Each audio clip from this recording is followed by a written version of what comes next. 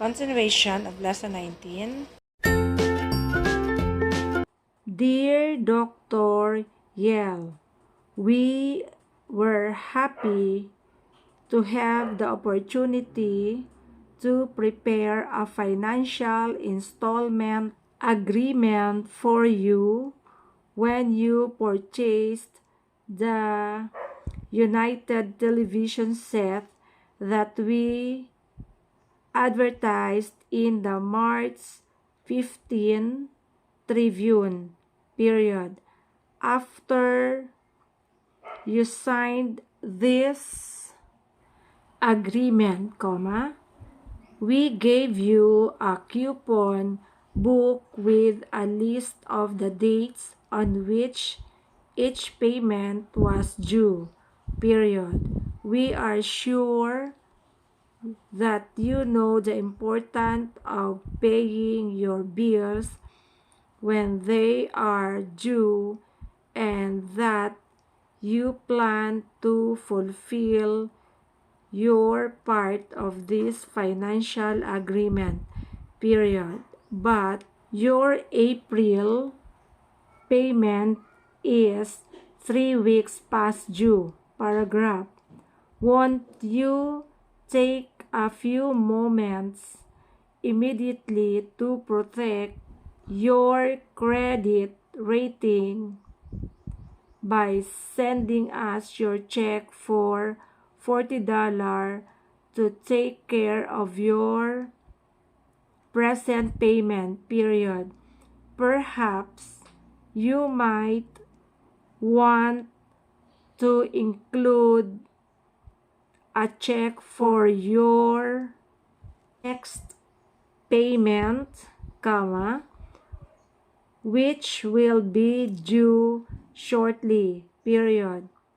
Thus, you will be able to eliminate a little bookkeeping and make sure that your next payment will reach us when it is due, period. Sincerely yours.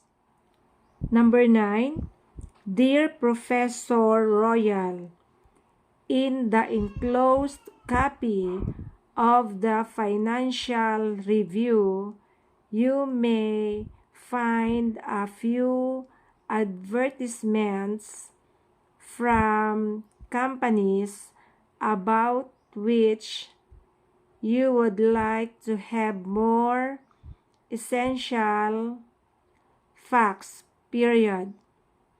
You can have them because all our advertisers want to tell you more about their business and the important work they do than they can tell you in the limited space of their advertisements, paragraph. Therefore, the Financial Review has provided an opportunity for you to send for these facts at no cost, period.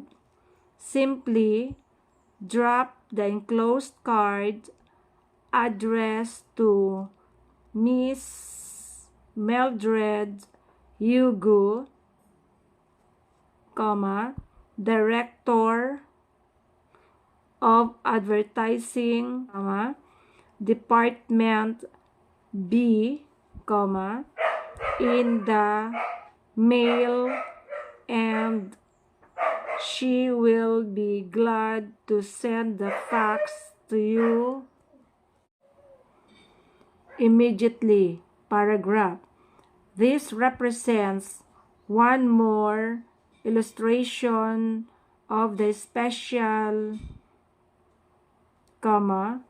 efficient service we render the readers of the Financial Review, period. Yours very truly, Mr. Hugo. Yesterday, Mr. White came to see me to ask if I could help him write his new circular for the advertising department, period. There was not anything I could do to help him, but I asked him to call Mrs. Sweet of the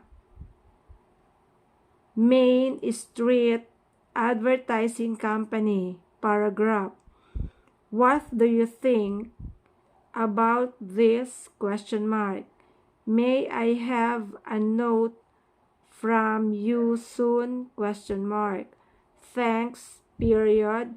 Van Smith.